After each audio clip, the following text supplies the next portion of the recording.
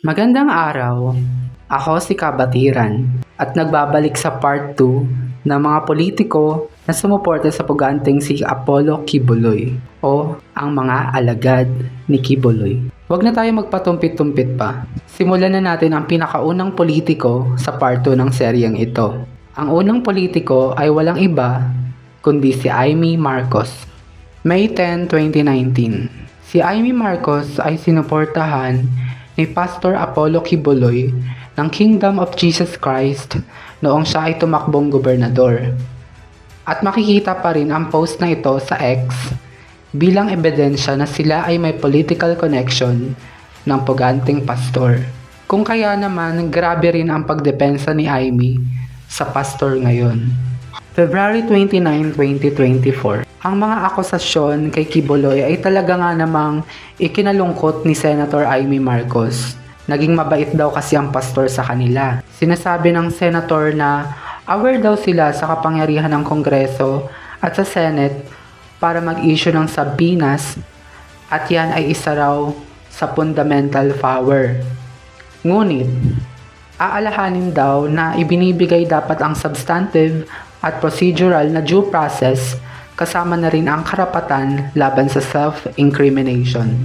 Iyan ang dahilan kung bakit nasabi ni Amy na ikinalulungkot niya ang mga balita na nakapalibot sa SMNI at kay Pastor Kibuloy. Naging mabuti raw ang pastor sa kanilang lahat. Nakakalungkot daw na umabot sa ganito at sana'y maresolba sa mapayapa at tahimik na paraan. Marami pang sinabi si Senator Amy Marcos tungkol kay Apollo Kibuloy at halos wala namang kwenta ang mga pinagsasabi niya. March 6, 2024. Ito ang araw na gustong ipabasura ni Amy Marcos ang contempt ruling kay Kibuloy. Araw ng Miyerkules na ginawang manghingi ng mga pirma tulad ng ginagawa ni Robin Padilla. Isa pa rito ay si Amy ay isa sa mga 11 regular members ng Senate Committee on Women, Children, Family Relations and Gender Equality na pinamumunuan ng kanyang oposisyon na si Senator Risa Hontiveros. Ang iba pang mga regular na miyembro ng panel na ito ay ang mga senador din na sina Nancy Binay, Pia Cayetano, Cynthia Villar, Grace Poe, Amy Marcos, Robin Hood Padilla, Raffy Tulfo, Christopher Go, JB Ejercito at Mark Villar. Kami ni Senator Robin Padilla talagang pipirma. Nagkasundo kami kagabi para pipirma kami para paatras itong contempt order. Kasi parang hindi naman siya tama. Mulat sa poll, tutol ako sa pag-i-issue ng subpoena, sabi ni Amy Marcos. There's been an effort to come together in this decision. May testigo nga, narinig ko, Senator Risa. Pero gayon pa man, kinakailangan pa rin bigyang daan ang nasa korte, sabi niya. Bukod sa kanya at kay Padilla, hinahanap din ni Amy ang iba pang mga senators tulad ni Bongo at Cynthia Villar dahil sila ang mga senators na posibleng susuporta sa pagbabasura ng contempt ruling laban kay Kibuloy. Ang mga pirma kasi ay at least out of the 14 committee members. Kaya naman ang sabi ni Amy ay sinasalungat niya si Hontiveros sa patuloy na investigasyon kay Kibuloy sa House of Representatives. Ayaw naman natin na kinukuyog ang mga tao. They have rights. They have the right to due process. They have the right to defend themselves and against self-incrimination. Bakit hindi naman kinikilala yon? Baka naman may nasa likod ng lahat ng ito, sabi ni Amy. Siguro huminahon tayo at huwag naman nating inaapi yung tao. Bakit naman sabay-sabay? May kumukuyog ba? Dagdag niya. Para kay Amy Marcos, ang Senate investigation ay hindi na nararapat na magpatuloy sapagkat ang balokit-kit ay pareho lang na sinusubukan ng Estados Unidos. Ang problema, ang Senate hindi naman prosecutorial body. Parati tayo in aid of legislation. Talaga bang in aid of legislation ito? Yun ang pinagtatakahan ko. Do we actually need new laws? Was that really the goal? Sabi ni Amy Marcos. Kaya kahit ako miyembro, ako'y naninindigan sa Committee on Women na gusto ko pa rin may due process sa bawat isa. Dagdag niya.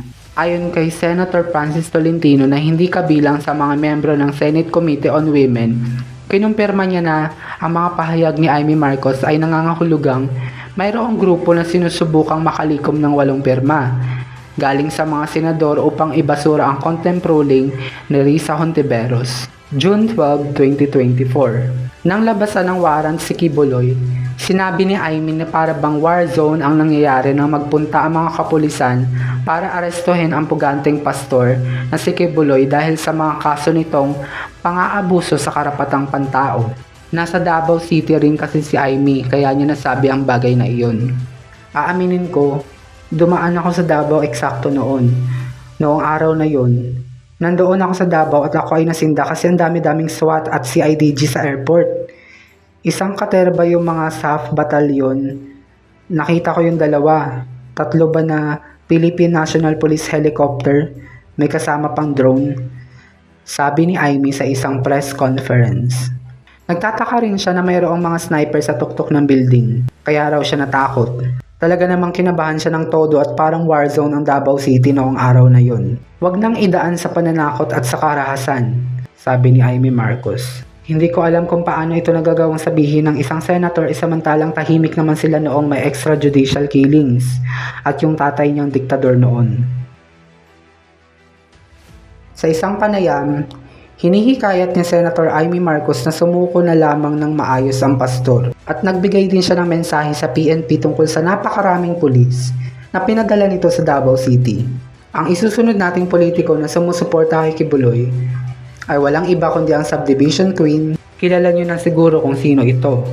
Ito ay walang iba kung hindi ang nag-iisang politiko na galit sa research, Cynthia Villar. March 7, 2024. Ayon kay Cynthia Villar, kaibigan niya si Quiboloy kaya naman hindi niya gusto na ipaaresto ang kanyang matalik na kaibigan. Kaya naman hindi na rin nakakagulat na isa siya sa mga pumirma sa dokumento para hindi arestuhin si Quiboloy. Noong araw din na ito ay sinabi ni Cynthia na hindi siya naniniwala sa mga aligasyon ng pang-aabuso na iniimbestigahan ng Senate Committee on Women, Children, Family Relations, and Gender Equality na pinangungunahan ni Senator Risa Hontiveros. Kaibigan ko si Pastor Apollo Quiboloy. Mabait siya sa aming pamilya. Nagtataka ako sa case na yan. Medyo hindi ako masyadong naniniwala dyan sa case na yan. Matagal ko na siyang kilala. Parang hindi naman siya yung mukhang gagawa ng ganun, sabi niya. Regarding sa pinirmahang written objection, ito ang sabi ni Cynthia Villar. Pumirma ako kahapon. Kaibigan ko si Pastor Quiboloy. Mabait siya sa aming pamilya. Nagtataka ako dyan sa case na yan kaya medyo hindi ako naniniwala dyan sa case na yan. Bago matapos ang video na ito, may isang politiko pa na connected kay Cynthia Villar at siya'y tahimik sa mga isyu ngunit pagdating sa pagtatanggol kay Quiboloy, mukhang siya'y desidido at positibo at ito'y walang iba kundi si Mark Villar na tahimik lang ngunit walang kwenta. March 10, 2024. Speaking of positibo mga kabatid, sinamahan ni Mark Villar ang kanyang ina sa mga pumirma para matigil ang contempt order. Ngunit bigo silang lahat na makaubuo ng 8 pirma. Hindi sapat ang mga botong nakuha sa pagsuporta sa pastor na si Apollo Quiboloy at binigyan lamang sila ng 48 hours. Pathetic. Diyan nga nagtatapos ang dalawang magkahating serye natin tungkol sa mga politiko na sumuporta sa puganting si Apollo Quiboloy. Kaya naman kung nagustuhan mo ang video na ito, huwag kalilimutang mag-subscribe sa ating channel at i-like ang video. Sapagkat may mga parating pa tayo mga paksa na dapat pinag-uusapan para sa kaalaman ng lahat na hindi palaging opinionated, kung hindi makatotohanan.